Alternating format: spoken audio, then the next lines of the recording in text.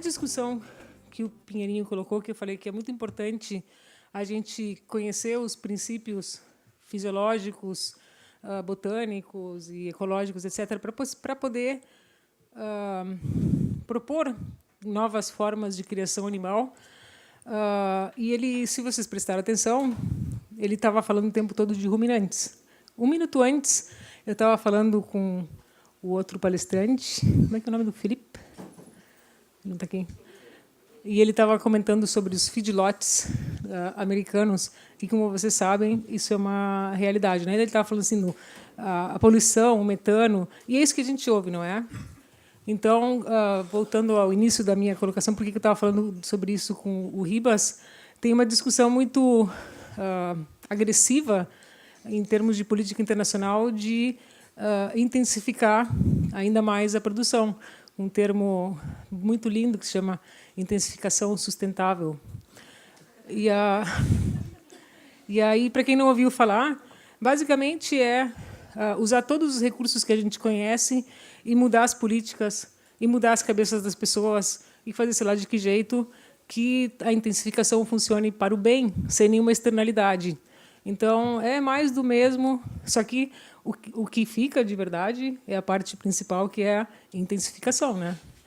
Então, na área animal, a intensificação é fatalmente sem destino, né? Concentração de produção de monogástricos. E por que monogástricos? Porque eles são mais ambientalmente sustentáveis. Todo mundo já ouviu essa retórica, né? Então, eles se alimentam desses grãos produzidos, ninguém sabe onde, mas não é no mesmo lugar onde eles estão. Então, todo o caminho contrário do que o Pinheiro estava falando até agora, e com genéticas selecionadas para fazer o que a gente precisa para essa questão da sustentabilidade ambiental, que é usar o mínimo de recursos de alimentação para a maior produção de proteína. E aí, qualquer pessoa que fizer uma mínima análise do que são esses genótipos, e também volta para a questão dos ruminantes, são animais selecionados para não combinar com o ambiente. Então, animais com uma série de distúrbios metabólicos, fraqueza nos ossos, enfim, nascem para sofrer e, por sorte, morrem pouco tempo depois. Então, essa discussão do crescimento, esse 9 bilhões de habitantes, precisamos aumentar muito a produção e tudo mais, é bem relevante com a questão da produção animal, principalmente, né? Porque se fala tanto na produção vegetal, e quanto por cento da produção vegetal é para alimentar esses animais nesses sistemas, e é muito fácil, com o que a gente tem hoje, comprovar de que isso é o mais sustentável. Então, vamos fazer melhor. Fazer isso mesmo, só que fazer bem feito. E aí, além da discussão teórica que a gente pode fazer para demonstrar que isso não é verdade, é preciso ter alternativas, né? Porque a gente sabe o potencial que a gente pode ter de produção, de sustentabilidade ambiental e de bem-estar animal dentro de cada sistema, né? E também a gente pode ter o que a gente vê. Então, o Pinheirinho fala assim, não vou fazer comparações, né, de sistemas e mostrar produção e sei lá mais o quê, porque é muito difícil, e o que a gente mais vê é comparar ruminantes que produzem excesso de metano com monogástricos que são perfeitos. Mas nem todo monogástrico produz excesso de metano, depende de como que ele é criado. O Pinheirinho nem chegou a entrar nesse assunto, talvez daqui a pouco é um assunto que pode também entrar. E o que eu tinha falado para o Ribas, que acho que ainda vale, um dia a gente pode ter uma sessão específica, assim, né? Porque parece assim, bem-estar animal parece que não está nem relacionado, mas está relacionado sim com essa questão. Então agora eu vou abrir para todos vocês, primeiramente o Ribas.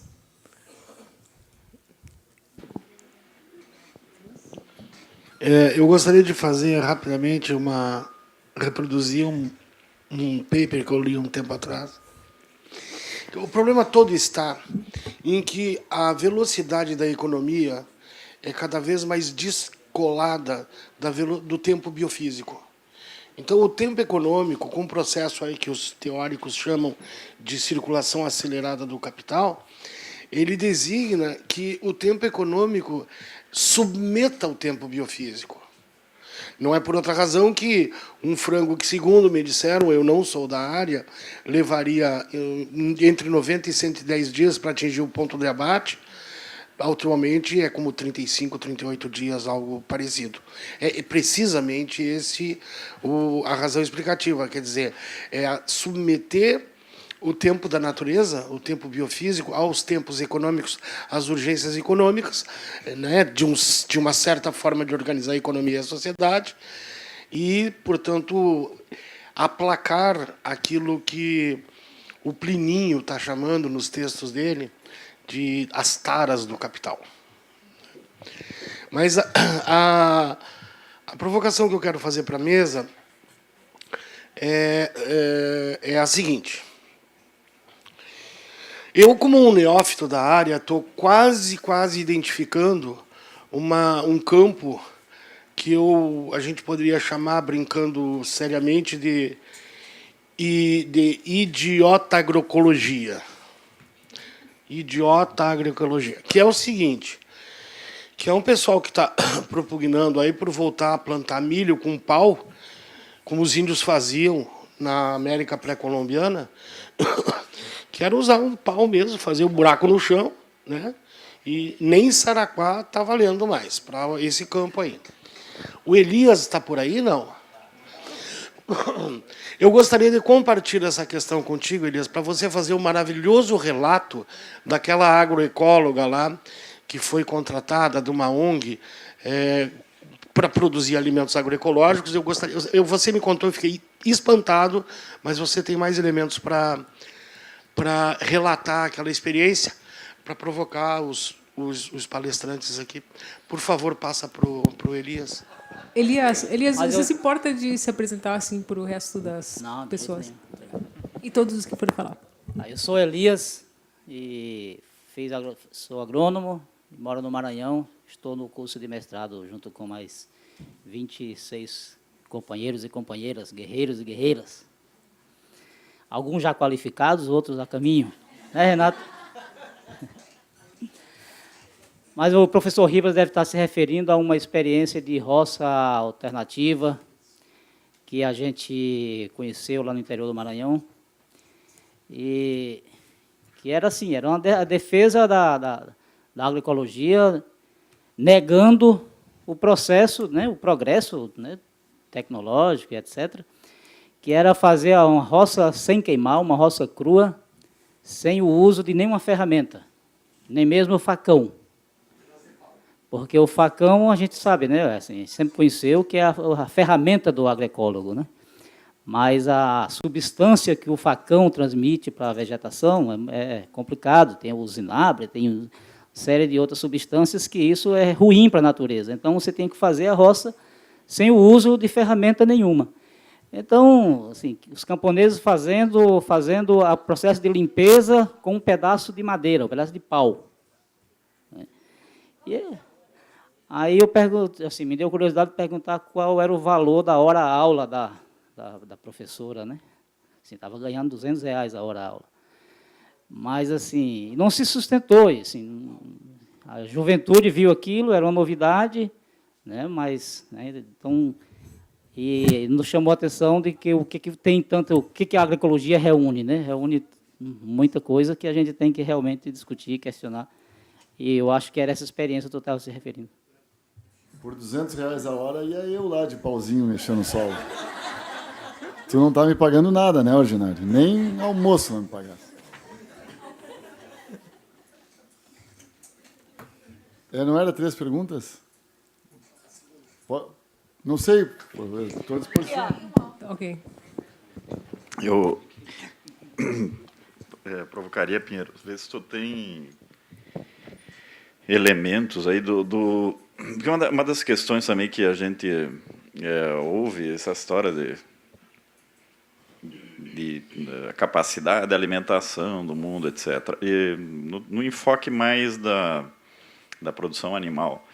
Então, até se puder ampliar, não só para a produção, no caso de gado bovino, mas também outras espécies, né? Essa questão de produtividade, essa questão de capacidade de produção máxima. Porque no Brasil, por exemplo, nós temos a maior área utilizada para a produção é para pastagens, né? E não lá uma produção convencional e não altamente produtiva. Então, assim, mas mesmo assim se afirma a incapacidade da agroecologia dar conta, né, dessa alimentação do mundo. Então, se vocês têm algumas análises, alguns dados, alguns autores que trabalharam essa questão, né, comparativamente esses elementos para poder refletir sobre isso, contrapor, colocar elementos novos para essa capacidade, então, de nós produzirmos, né, no caso, alimentos de origem animal, para poder alimentar o mundo a partir de uma matriz produtiva agroecológica. Bom, mais cedo eu perguntei para o professor Pirim, né, que ele estava lá em Viçosa, eu estudei lá e perguntei para ele quem é que estava trabalhando a produção agroecológica animal lá em Viçosa. Que 11 anos atrás eu larguei a veterinária lá e ninguém trabalhava com isso, a não ser o Bento. E aí vem uma questão, assim, tem vários cursos de agroecologia formando professores que estão formando agroecólogos, né? E a gente tem um curso lá agora de mestrado em agroecologia. Como é que fica isso, né, no longo prazo, esses profissionais que a gente está formando e desse conhecimento que vai ser repassado e como vai ser repassado, até um pouco da questão que a professora colocou mais cedo, assim, né? Como é que a gente pode estar qualificando mais a ação desses extensionistas e desses professores no futuro? Bom, pessoal, então, assim, sobre a questão da roça essa que o Ribas levanta, como é que eu vou dizer? Nós não precisamos ir tão longe. Não precisa pegar um exemplo tão radical quanto esse. O primeiro curso de especialização do agroecossistemas, que foi lá pelo ano 2000, teve uma turma, não sei se alguém daqui participou daquela turma, acho que ninguém. Teve uma turma que eu batizei aquela turma dos professores dos professores, que eles, na verdade, eles foram lá não para fazer um curso de agroecologia, eles foram lá ensinar os professores como é que era a agroecologia. E numa das aulas que eu dei lá para eles, né, falando de leite, lá pelas tantas entrou o comentário dos tipos de leite. Leite tipo C, B e A, né? E eu comentei que o leite, esse de caixinha, né, tinha pior qualidade nutricional, porque ele era esterilizado, então ele era elevado a uma temperatura muito alta por pouco tempo, e aquilo desnaturava muitas vitaminas, muitas proteínas e tal. E que o de melhor qualidade seria o leite tipo A, que é o leite que sai direto da vaca, né, para a embalagem, né, e é para ser usado na própria propriedade. Então, o leite mais próximo do material puro seria o leite A. E eles começaram uma discussão que virou uma briga na aula, defendendo que o leite C era o melhor. E defendendo ainda o leite tirado com ordenha manual. E lá pelas tantas eu falei na ordenhadeira robótica. Hoje existe uma ordenhadeira que é um robô. Aqui no Brasil deve ter umas 2 ou 3 só. Nos Estados Unidos, Canadá, Europa já tem várias. Provavelmente no futuro vai ser a ordenhadeira do agricultor familiar. Tomara que seja no Brasil também. E eles começaram a atacar violentamente essa ordenhadeira robótica. Aí eu fiz uma pergunta assim para eles. Escuta, minha gente. E o argumento era assim, porque resgatar a cultura dos camponeses, o que os avós deles faziam e tá. Eu digo, ok, então eu quero fazer uma pergunta para vocês. Quem de vocês aqui lava roupa no tanque? Ninguém lavava roupa no tanque. Todo mundo, mas os avós de vocês lavavam. Por que vocês não lavam? Então, isso aí, assim, conhece aquele ditado pimenta? Pois é, porque assim, eu acho que é uma incoerência muito grande esse tipo de colocação, esse tipo de proposta tecnológica. Eu vejo assim até como uma agressão aqueles camponeses que, de alguma maneira, passaram por isso, entendeu? Porque tu pegar um caboclo, fazer o cara ficar no sol... Onde é que foi o curso mesmo? No Maranhão. Tá? De pauzinho para... É uma maldade, entendeu? Uma crueldade, quer dizer...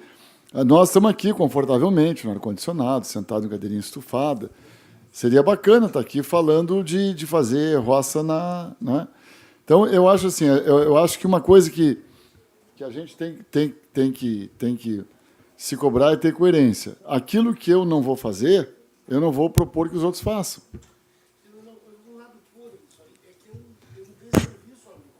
É ridicularizar a agroecologia.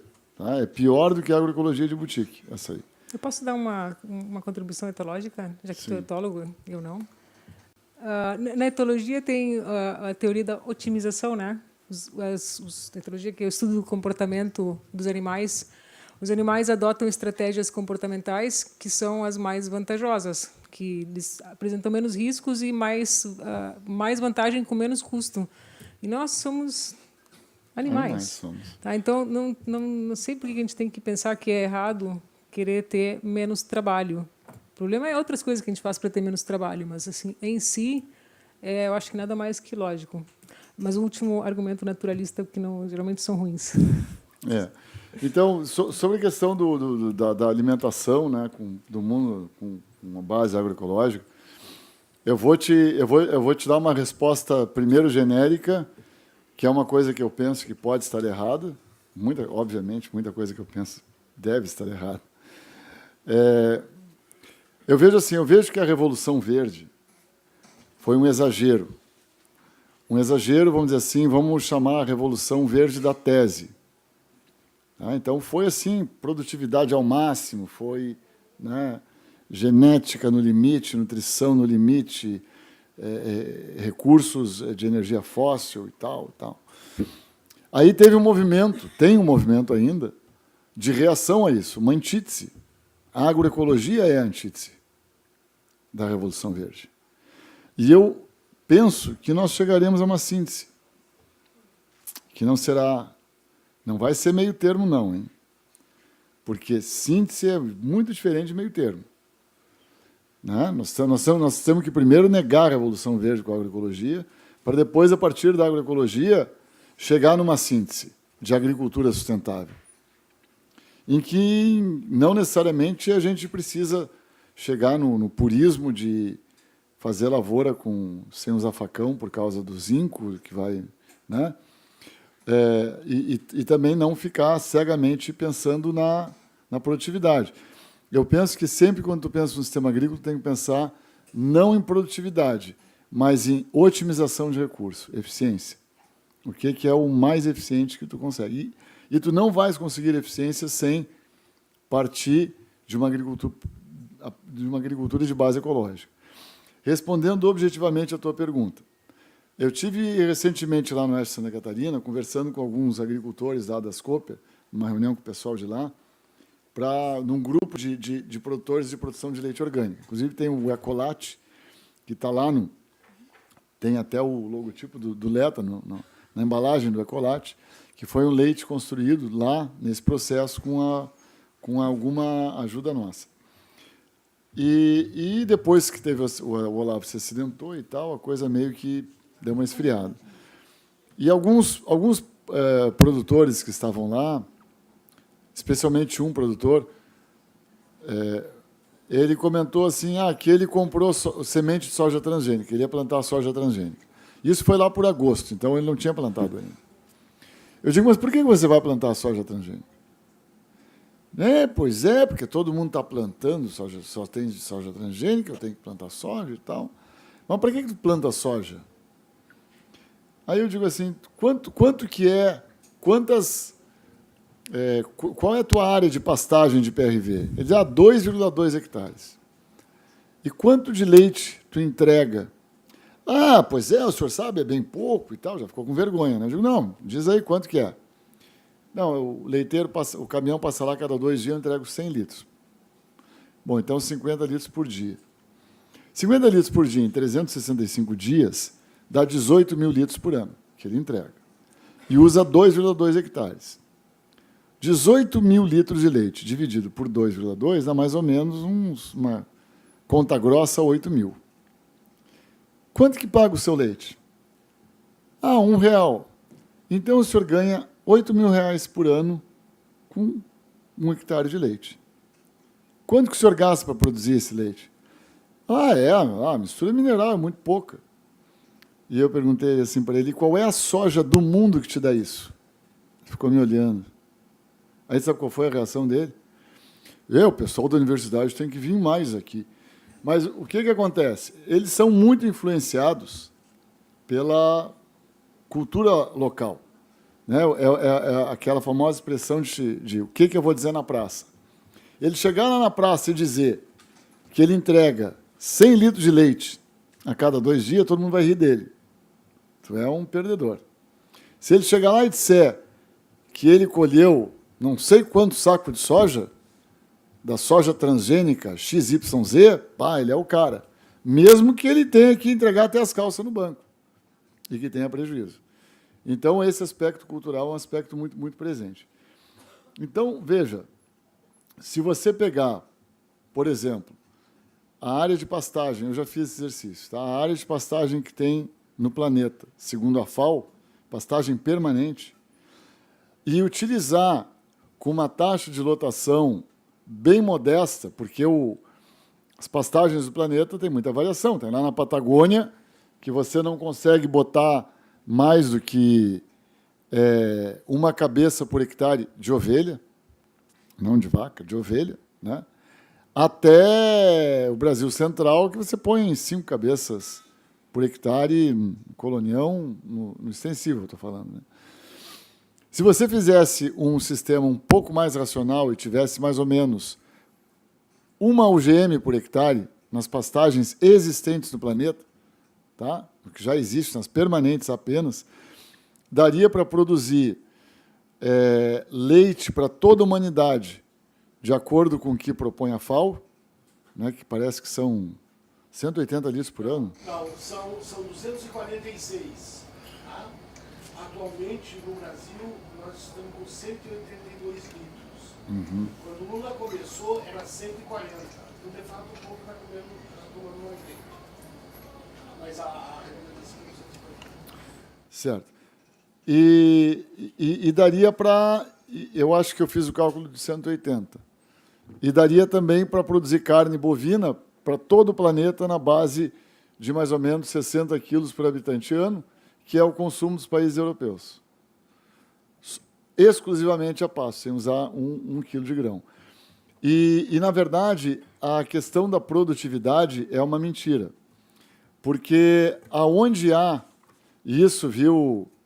Foi um teu ex-professor de Viçosa que mostrou lá que ele andou fazendo essas contas, lá em alguns municípios da região de Viçosa. Ele mostrou o seguinte, que a maior produção de qualquer cultivo não está associado à produtividade, está associado à área de lavoura. E a mesma coisa acontece na soja na América do Sul. O aumento da produção de soja na América do Sul, que foi na Argentina, Brasil e Paraguai, não foi aumento de produtividade, foi aumento de área. E isso eu posso, se você quiser, te mostrar agora uma transparência com dados da FAO sobre isso. E, por outro lado, tem um trabalho daquela Catherine Bagley, que é uma americana, que ela diz assim, eu não vou procurar agora, mas não importa. O fato é que ela pesquisou mais de 100 trabalhos de pesquisa e estudos de caso em regiões, especialmente no chamado mundo em desenvolvimento, somos nós, e na média, a agroecologia aumentou 50% a produção. Tá? E aí o que acontece? O agronegócio, sempre quando mostra seus números da onde tu tem a produção top, convencional. Não mostra onde tem lá, né, nos recantos da África, da Ásia, da América Latina, né, que você tem produtividades, às vezes, muito baixas e um uso muito grande de insumos. Então, eu acredito que, sim, é possível, através de uma agricultura de base ecológica, não é? Produzir alimento para toda a humanidade. Nesse dado que eu falei da produção à base de pasto, a Maria falou que grande parte do grão é dado para os animais. É mais de 50%. É mais de 50% da produção de grãos vai para animais. E grande parte disso, a maior parte disso, vai para ruminantes. Poderiam estar comendo sol. Finalmente, qual era a outra? Ah, tá, a tua pergunta. Qual é o teu nome? Renata. Renata, a agroecologia é uma ciência nova em construção. Então, dentro da agroecologia, como é uma ciência nova que está começando, né, tem muita gente falando coisas diferentes. E é inevitável que a gente tenha essa diversidade de pensamentos e de abordagens. Só que o que é formidável na agroecologia, especialmente no Brasil, é que aumenta muito o número de pessoas que têm interesse, né, e trabalham e estudam agroecologia. E aí tem uma das leis da dialética, que eu acredito piamente, que é a seguinte: da quantidade sai a qualidade. Então, quanto mais gente tu tem trabalhando em agroecologia, desde a mulher do pauzinho até, entendeu, o outro lá dos índios, o que for, né, tu vai ter, de repente, pessoas estudando, né, de 100 que estão no Oba-Oba, vai ter 3 ou 4 estudando com seriedade o assunto e que, naturalmente, vão chegar a grandes conclusões, a grandes avanços. Tem perguntas por escrito? Ah, achei que isso eram perguntas por escrito. Então, a gente vai abrir a 3 novas perguntas ou colocações. Então... Boa tarde, meu nome é Antônio Melo e eu não estou fazendo parte do curso, mas estou como participante do seminário. Eu sou atualmente presidente da Associação Catarinense de Aquicultura e aí queria fazer uma fala em função dessa questão da produção de peixes, que existe uma discussão bastante forte por parte do Ministério da Pesca e tudo de incentivar a produção de peixes. Mas eu tenho percorrido bastante o Estado, tem várias iniciativas nessa área, e tem pessoas querendo produzir o peixe, mas peixe orgânico. E o peixe orgânico hoje, se depender de ração, que é o que depende para a criação de peixe, nós não temos nenhuma empresa produzindo ração que não seja a convencional, é a base de soja, de milho, de vários outros ingredientes aí que não tem nada a ver com o orgânico. Em Paulo Lopes, a gente está tentando iniciar uma experiência de produção orgânica consorciada com o arroz, mas também entra nessa questão da dificuldade da ração. O que eu queria era perguntar ao professor se existe alguma referência, algum estudo que pudesse trazer esses elementos nessa questão mais voltada para a produção do peixe em água doce, trabalhando essa questão de ser uma proteína, mas também voltado para a questão do alimento saudável, um alimento orgânico. E a outra questão é um pouco, escutando o que foi colocado aí, a dificuldade. Eu tive uma experiência em Itajaí de 4 anos ser secretário de Agricultura, e a primeira ideia foi levar a questão da agroecologia para os agricultores convencional. E aí, todo um trabalho feito, mas com um monte de dificuldades, porque a primeira coisa, a gente não tem hoje uma assistência técnica preparada para fazer esse tipo de trabalho, como o professor acabou de colocar ali. Se fala na transição, e aquela transição aos poucos. Então, chega para o agricultor, quando ele leva o choque, não, tu vai fazer devagar, então vai fazendo em etapa, até tu chegar a ser agroecológico. E essa experiência, nos 4 anos que eu tive lá, não conseguimos o resultado, porque os técnicos que apareceram com essa perspectiva de querer agradar o agricultor numa lógica que ele, aos poucos, ele vai ser um agroecológico.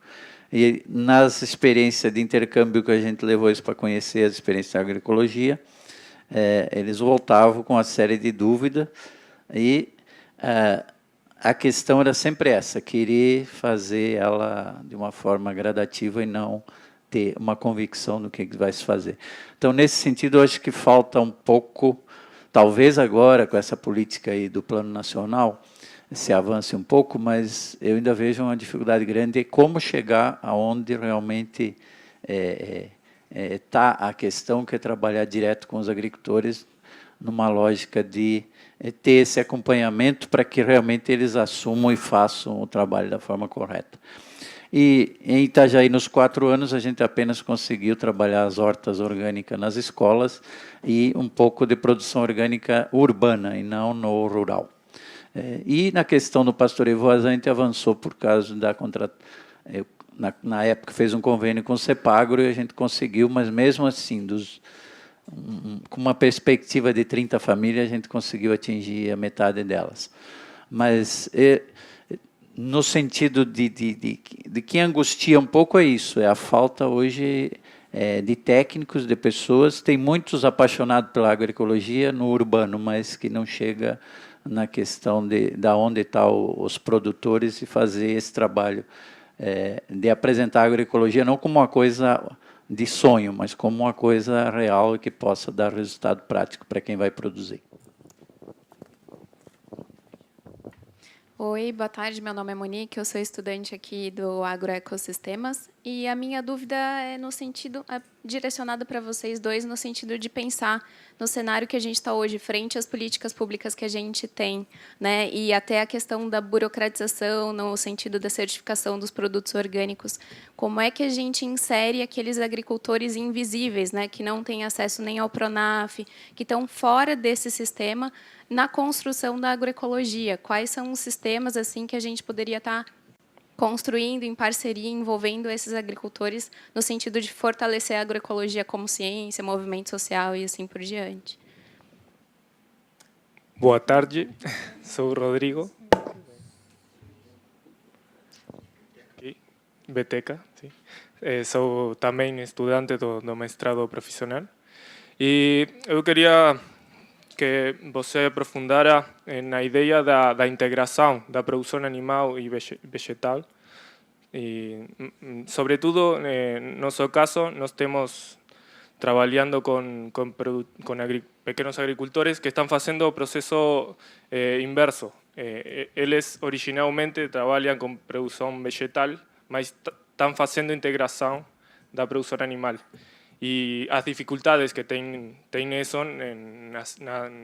em trocar o sistema para passar da produção vegetal a integrar a produção animal nesse sistema. Os exemplos que hemos conhecido aqui, al menos os que eu conheci de PRB, tem maior especialização na produção leiteira ou produção de forragem, mas como fazer essa integração mais forte ou mais dinâmica da produção animal e vegetal. Bem, começando pela última pergunta, como é teu nome mesmo? Rodrigo. Rodrigo, sabes que é uma coincidência você fazer essa pergunta, e nós recém mandamos um projeto no último edital do CNPq de agroecologia, edital 81, né, que é exatamente essa questão. Como que você trata a unidade de produção? Eu prefiro chamar unidade de produção do que propriedade, porque propriedade é uma coisa passageira, né? Pode ser num futuro que não seja propriedade de ninguém aquela terra, mas é uma unidade de produção. Então, como que você consegue tratar a unidade de produção como a sua área agrícola e, dentro daquela área agrícola, você fazer exatamente todas essas atividades produtivas que a agricultura familiar faz? No caso, o projeto é voltado para a agricultura familiar. Então, nós pegamos quais são os principais produtos da agricultura familiar. Milho, soja, feijão e leite. Pelo menos no sul do Brasil é isso. Isso aí é a grande receita da agricultura familiar, é isso. Poderia, talvez, entrar o fumo, mas aí fumo eu já parei de fumar faz tempo, então não vou trabalhar com fumo. Eu acho que não se deve trabalhar com fumo. Deve-se banir esta cultura. Existe fumo orgânico? Faz. Então, a nossa proposta é fazer o seguinte: tu considera toda a área como uma área de pastagem permanente. Por que uma área de pastagem permanente? Porque a pastagem permanente ela tem uma cobertura do solo, sempre tem cobertura do solo, então você não tem erosão. O grande problema hoje da agricultura, considero mais grave, é um problema invisível que a gente não vê, que é a perda de solo. São milhões de toneladas de solos perdidos todos os dias, isso é irrecuperável. E várias áreas de deserto já temos no planeta. Aliás, desculpa, aquele dado que eu dei não é 1 quilo de boi, tá? É 1 quilo de proteína. 1 quilo de proteína da carne do boi equivale a 83 quilos de solo perdido. Tá? 1 quilo de boi era muito forte. É 1 quilo de proteína, o que dá mais ou menos, considerando que a carne tem mais ou menos 16, 18% de proteína, vai dar aí talvez uns 5 quilos de boi, 7, 8 quilos de boi, 83 quilos de solo. Então, nós estamos pensando de fazer assim. Você tem toda a área com pastagem permanente, e aí isso vai depender, claro, do agricultor, não é uma decisão de cada unidade de produção, quanto que vai direcionar para grão e quanto que vai direcionar para a produção animal. Então, vamos supor que vai direcionar 40% da área para grão. Né? Então, durante o período do verão, né, você vai fazer plantio direto na pastagem de milho ou de soja em 40% da área. E vai usar o resto da área como pastagem em rotação dentro do pastoreio racional Voisin, porque é a tecnologia que a gente conhece, que tem a melhor produtividade e melhor resultado, inclusive em termos de aumento da fertilidade do solo. Aquela área que você usou esse ano, você não vai usar o ano que vem. Você vai fazer uma rotação das áreas. Então, e a pastagem não vai desaparecer, você não vai destruir a pastagem para fazer lavoura. Você vai fazer lavoura em cima da pastagem. E você pode fazer lavoura tanto de verão quanto de inverno, especialmente em Santa Catarina. Tá? Seria uma maneira de integrar e de reduzir custos tremendamente. Eu já comecei a fazer isso lá no meu latifúndio em Bom Retiro. Eu plantei lá mais ou menos uns 4 hectares de milho em plantio direto.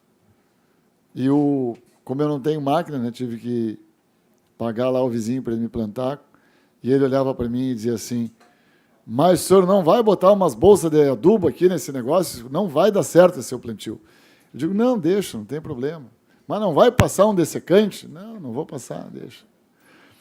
Então, é uma maneira diferente de fazer. Daí, assim, pode dar errado o meu plantio, pode dar uma produtividade muito pequena do milho? Pode. Mas quanto que eu gastei? Isso eu respondi para o meu vizinho. Né? Meu maior custo aqui é pagar o teu trator aqui para me plantar, porque fora disso é a semente. E a semente crioula eu consegui por R$2 o quilo, e a semente híbrida não transgênica eu consegui bem mais cara, R$4, R$5 o quilo. Né? Então, eu penso que essa aqui é a maneira, e a gente está com um projeto aí submetido, que várias pessoas que estão nessa sala fazem parte da equipe do projeto. Algumas, como o Ribas, não sabem ainda, mas fazem parte. Eu não tenho nada para fazer. Então, a gente pretende começar a buscar essas soluções. Tá? E um edital como esse, que é alguns milhões de reais para o Brasil inteiro, é aquela coisa da quantidade, da qualidade. Vai trazer, muita gente vai fazer coisas. Algumas vão dar certo, outras não, mas assim é que a gente avança. Tá? E queria dizer também, já respondendo, alguém falou de política pública, de falta de assistência técnica, dificuldade de assistência técnica, e realmente tem questões que são estritamente políticas. Por exemplo, a Embrapa recusou alguns milhões de reais para trabalhar com a agroecologia porque estava compromissada com a Monsanto. Então, aí o poder econômico influenciando diretamente na política pública brasileira. Provavelmente, por causa disso, saiu o edital do CNPq, provavelmente quando a Dilma pegou o dinheiro, vou dar lá para o CNPq fazer um edital, porque os professores da universidade, pelo menos alguns, não têm o réu preso, né? Não estão na folha de pagamento da Monsanto.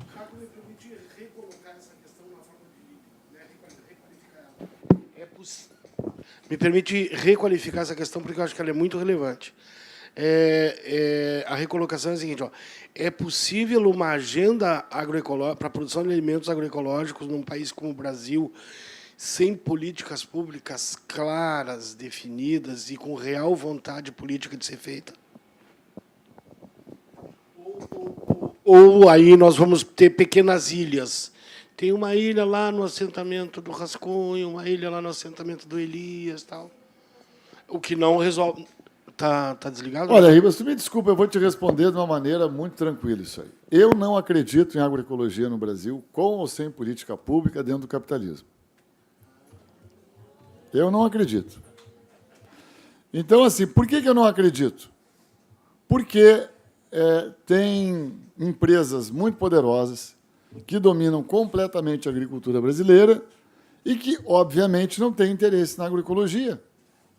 No orgânico, não sei, eles até podem evoluir para um tipo de agricultura mais sustentável e tal, mas na agroecologia, como a gente conhece, tu acha que eles vão ficar olhando?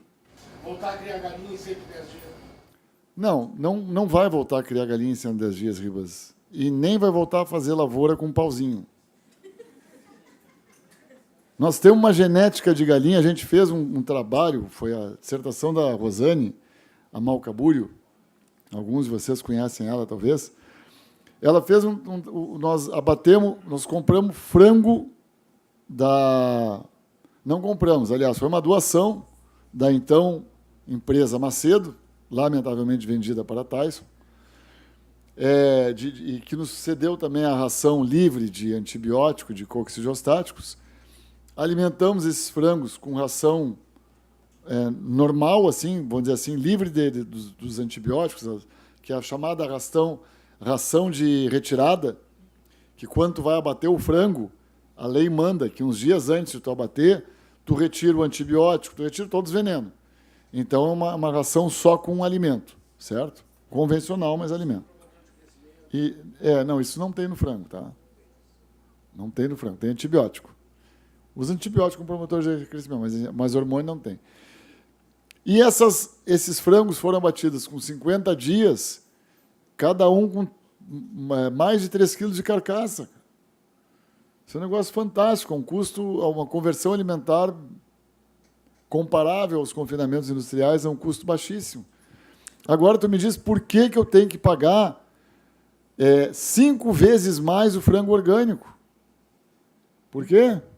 Tu vai ali no Angelone, tu pega um negócio de 600 gramas, tu paga R$20.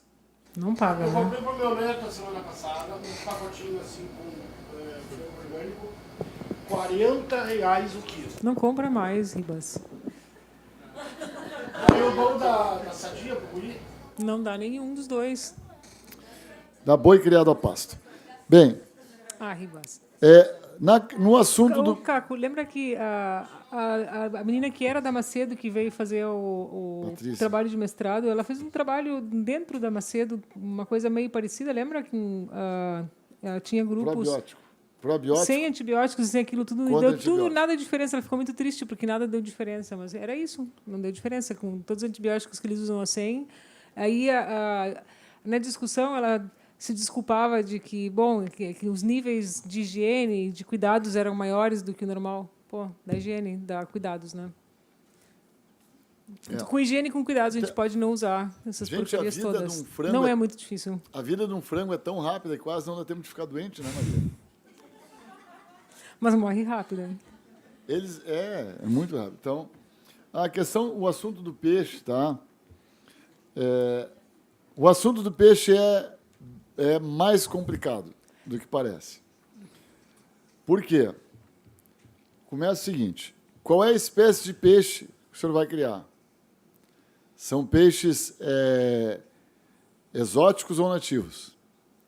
Se eles são exóticos, a maioria são, se eles são exóticos, não pode, esses peixes não podem ser soltos no rio para não contaminar o ambiente, certo? Porque algumas espécies de peixe, né, têm um comportamento, uma maneira de vida que são muito, vamos dizer assim, muito vorazes no uso dos recursos ambientais. Tilápia é um deles. E aí, como consequência, os outros peixes acabam desaparecendo. Então, a lei proíbe. Recentemente, no Rio Grande do Sul, teve um problema grande com os orizicultores agroecológicos dos assentamentos de reforma agrária, né?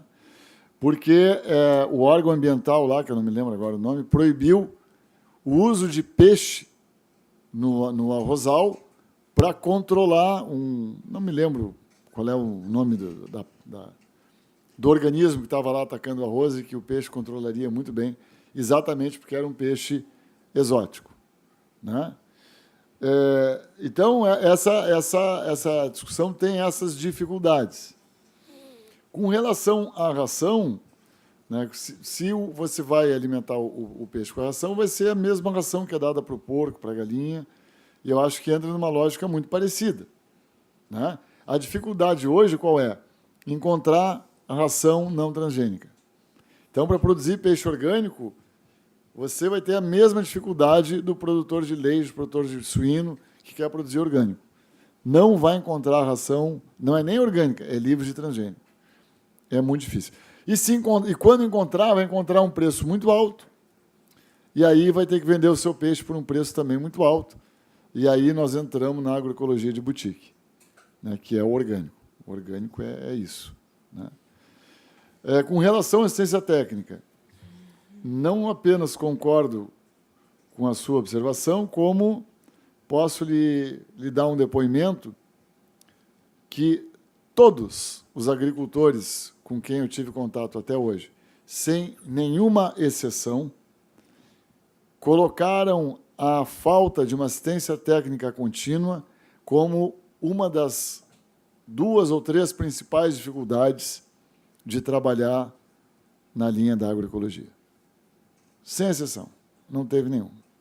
Alguns, inclusive, pedindo que a gente fosse lá e tal, porque o que acontece? Uma vez eu estava dando um curso só para técnicos que trabalham com assistência técnica diretamente com o agricultor. Aí eu digo assim, vamos fazer um exercício aqui. Cada um de vocês vai escrever num papelzinho, anonimamente, né, para não ficar chato, né? Não precisa se revelar. Vai escrever anonimamente num papelzinho um número de 1 a 100, dizendo quanto % do tempo do seu trabalho, por semana, você passa efetivamente na propriedade com o agricultor. A média deu menor do que 30%. E eram todos técnicos, vamos dizer assim, aguerridos, que nem esses que estão aqui, assim, aguerridos, como é que é? Lutadores e tal. Tá? O resto é o seguinte, eu tive uma experiência com o Ribas, esteve junto, foi quando nós começamos a trabalhar com o Movimento Sem Terra, com pesquisa lá no noroeste do Paraná. A gente chegava lá às 8 horas da manhã, lá na cooperativa, para sair para o campo. Encontrava os técnicos. Vamos para o campo? Vamos. Só um pouquinho que eu vou esquentar a água de chimarrão. E quando esquentava a água de chimarrão, chegava um agricultor. Mas eu preciso aqui, a minha lavoura e tal, preciso de um negócio, de um seguro. O senhor tem que me dar uma assinatura aqui, um laudo. Tá, é rapidinho aqui, então, só 5 minutos. Você fala, afinal, coitado do agricultor aqui, está com dificuldade, tem que ajudar o agricultor, tem mesmo que ajudar. Ficava lá. Tá. Bom, quando era 9h30 da manhã, eu dizia assim, olha, eu vou para o campo sem vocês. Porque eu estou esperando aqui 1h30, chega um, chega outro. Porque é isso. Porque não é alguns técnicos preferem ficar na sombrinha, no chimarrão e no cafezinho do que no campo, é verdade. Agora, muito também dessa dificuldade é que a lógica hoje da assistência técnica é preencher papel. É Pronaf, é pro isso, é pro aquilo, é seguro, é projetinho disso, projetinho daquilo. E o agricultor depende daquilo para tocar a sua produção, porque se ele não consegue o financiamento, como é que ele vai plantar, né? Então, tem essa dificuldade. Os excluídos da agroecologia. Posso fazer um comentário que eu acho que tem que ter cuidado, sim, porque a gente ouve muito essa crítica aos técnicos, e não é aos técnicos, é a estrutura, né? Porque se tinha 3 técnicos e agora metade do tempo eles têm que usar preenchendo o Pronaf, ou então contrata outros 2 técnicos, ou então é a nova realidade, mas não é o técnico. E aí mistura com o cara que gosta de tomar cafezinho, mas tem que ter cuidado, que deve ser bem desestimulante, né? Ter esse estigma. É verdade. E é por isso que eu reputo de grande importância os mestrados profissionais, porque dão a oportunidade para aquele técnico que está lá no interior do Estado, trabalhando diretamente com o agricultor, de se renovar, de ter novas informações, né? E de ter um estímulo para trabalhar. Porque todo mundo gosta de crescer, né? De progredir e tal. Nós, professores universitários, temos lá a nossa carreira, a nossa progressão, que nós temos tanto zelo por isso, né? E por que um agrônomo, um zootecnista, um veterinário, que está lá no interior do Estado, também não pode ter essa ambição, esse projeto de vida? Pode, é perfeitamente legítimo. Os excluídos da agroecologia. Olha, eu diria o seguinte, quanto mais excluído o cara está, mais provável dele se aproximar da agroecologia. O cara que está bem não vem para a agroecologia. Agora, o cara que está lá, passando trabalho, se vem. Eu queria citar para vocês o exemplo do seu Liseu Meyer. Alguns de vocês aqui conhecem o seu Liseu Meyer. E a dona Alice. Quem conhece, levanta a mão aqui. Vamos ver. O Marcelo já se esqueceu, é? Não te lembra do seu Liseu Meyer, rapaz? Então, levanta a mão.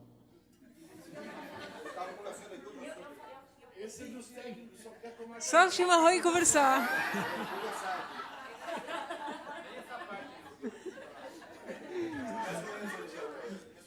Então, o seu Liseu e a dona Alice, em 1999, eles têm uma propriedade que é do lado de Dionísio Cerqueira. Não, é do lado da cidade. Do lado, não é assentamento, do lado da cidade. É 3 quilômetros do asfalto. Uma propriedade que vale bastante dinheiro, porque hoje a terra deles é uma região muito boa de terra. Em 1999, eles estavam a ponto de fechar a casa, usar a casa como dormitório e arrumar emprego na cidade, porque eles não estavam mais conseguindo tirar para comer na propriedade. Para comer. O filho deles tinha acabado de concluir o curso de técnico agrícola e eles produziam leite. E tudo que ensinaram para ele no técnico agrícola lá para a produção de leite, se eles fizessem isso aí, iam ter mais prejuízo. Aí um dia eles ouviram de um tal professor da universidade lá, o professor Mário Vincenzi, que ia dar uma palestra sobre um tal de pastoreio racional voisin, e resolveram, por algum motivo, ir assistir. Eu acho que até foi aquele agrônomo lá que trabalhava na prefeitura, como é o nome dele? Eloy, não? Coisa assim. Hein? Hélio. Isso, que motivou eles para ir, eles foram. Eles foram a pé até a Maria Preta, 4 quilômetros, 5 quilômetros a pé, e foram e voltaram. E tinha uns 200 agricultores lá. No final, o professor Mário pergunta assim, se tiver alguém interessado em saber mais, em fazer esse negócio de PRV e tal, fale comigo ao final da palestra. Ele foi muito aplaudido, todo mundo, no final, cumprimentou ele, mas todo mundo foi embora e ninguém foi falar com ele. Mas o seu Liseu e a dona Alice foram. Foram lá, aquele jeito, muito modesto deles, contaram a história deles, a dificuldade. E o professor Mário Vincenzi, que é meio pastor, assim, que nem o Ribas, decidiu que então ia e ajudá-los. Não. E ajudá-los e tal. E a universidade começou lá um trabalho com alguns estudantes, por isso que eu falei no Marcelo, que eu acho que tu chegou a participar daquele trabalho. Já trabalhava onde? Ah, tu já tinha se formado nessa época. Tu fosse lá no Raio de Luz, aqueles outros condomínios, né? Isso. Então, a gente começou lá um trabalho e tal, e ele começou a fazer uma divisãozinha diária. O Eloy arrumou para ele 1 quilo de semente de trevo branco. Ele começou a sobressemeadura. Ele arrumou lá um tonel, usava de bebedouro, trocava todo dia aquele tonel de um bebedouro de um piquete para outro. Conclusão. Em 2007, 2008, fomos na casa dele. Ele estava com a casa reformada, com um carro novo, comprou um caminhãozinho e, ainda por cima, fez um negócio lá que ele não queria me mostrar por nada. Mas eu insisti, fui lá e vi uma cancha reta. Ele não queria me mostrar porque sabia que eu ia dizer que eu não achava uma boa ideia, né? E hoje eles compraram mais terra, porque na época eles tiveram que vender a terra para pagar a dívida, em 98, 99. Recompraram a terra que eles tinham vendido, compraram mais terra, né? E estão muito bem, obrigado. E eles eram completamente excluídos, eles eram candidatos ao êxodo rural. Agora, sabe qual é uma coisa que eles fizeram? Uma das primeiras coisas que eles fizeram, terceirizaram a ordenha.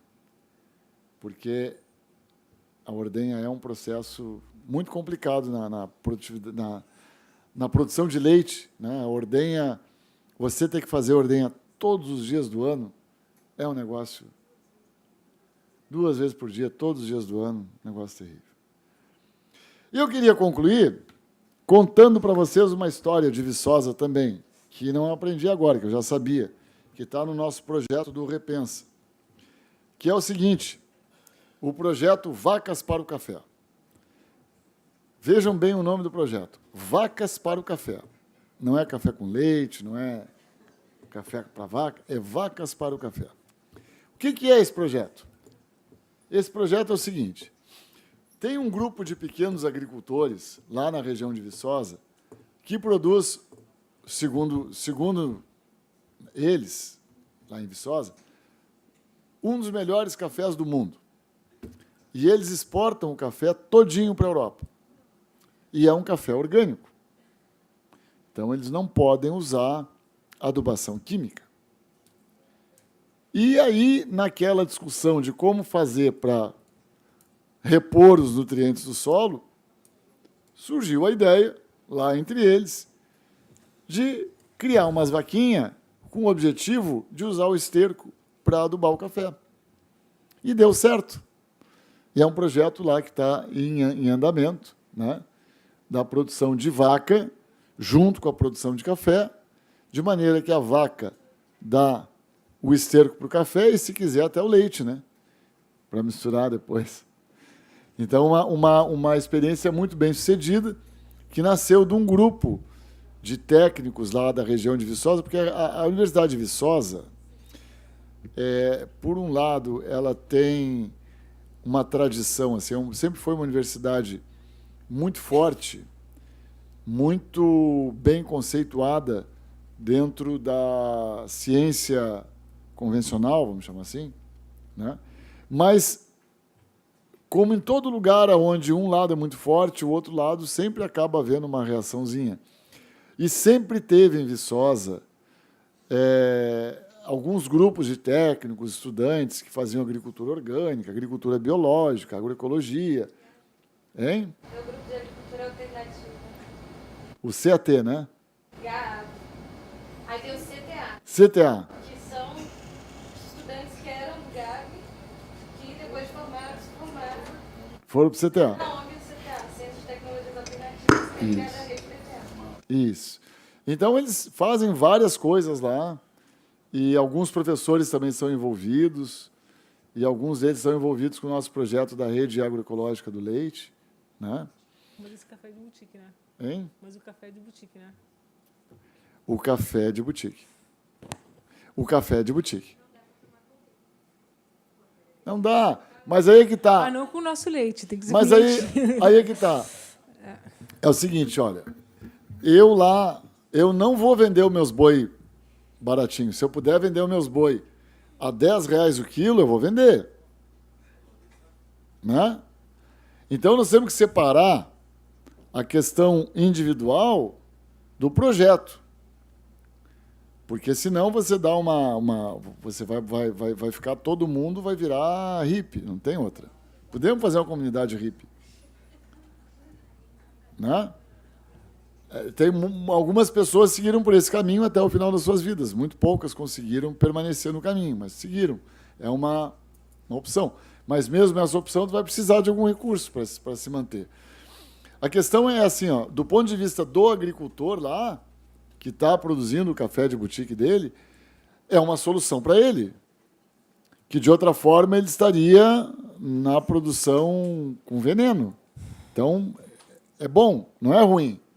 Agora, o que tu não pode é propor para a agricultura brasileira, né, exportar café para a Europa, café orgânico para a Europa, porque não é a Europa que consuma o café, todo esse café que será produzido.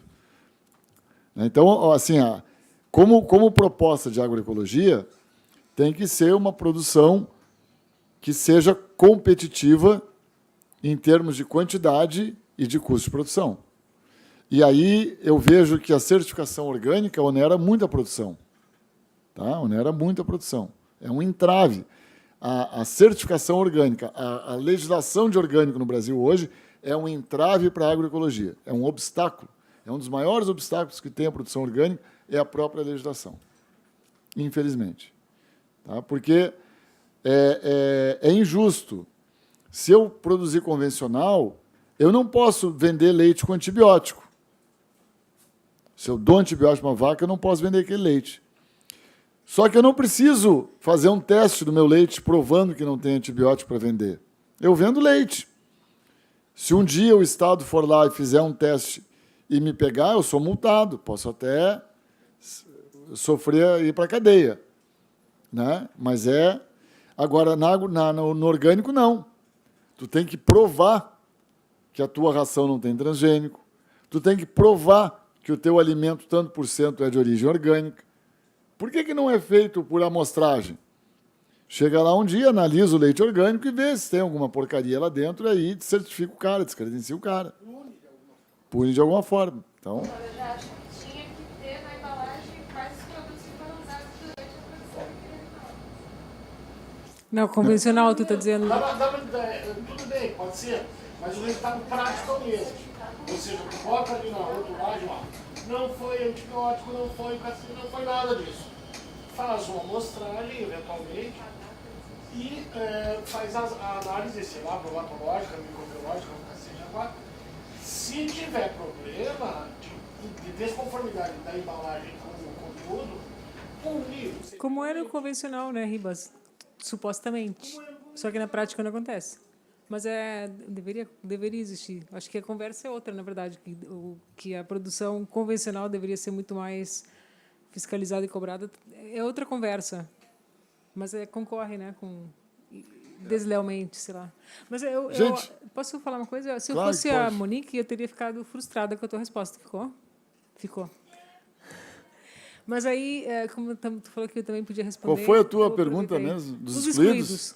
É que tu deu um exemplo dos excluídos que se deram bem. Mas os excluídos são os que mais... porque quando o cara não tem mais nada a perder, é que ele vai para a agroecologia. O cara, entendeu? Ele já não tem mais por onde sair. Então, ele vai tentar qualquer coisa. Eu sei, mas o que eu quero dizer é no sentido de qual política pública ele vai acessar, qual assistência técnica ele vai procurar, como envolver esse invisível que não tem nem acesso ao Pronaf na agroecologia. Qual é o dispositivo que a gente tem hoje funcionando para envolver essas pessoas invisíveis? Não tem nenhum. Eu acho por isso que apareceu o exemplo do professor Vicenzi, que o Pinheiro chama de pastor, brincando, porque são projetos voluntários. São os trabalhos que a gente faz que essas pessoas têm Mas acesso. o que eu queria falar, assim, opinião pessoal minha, é que é frustrante porque é frustrante mesmo, mas é porque a exclusão é a cara do Brasil, né? Então, são uns dos excluídos. Não tem políticas. A verdade é essa, não tem. tem iniciativas. E tem muitas iniciativas, eu acho. Só que a pessoa tem que ter a sorte de estar no lugar certo. Eu acho que assim, está começando a se criar um pouco de política pública, né? Eu acho que é positivo. Acho que tudo que for feito para fazer uma produção de alimentos mais limpa e reduzir o impacto ambiental da agricultura, que é muito grande, é maior do que o da indústria, é positivo.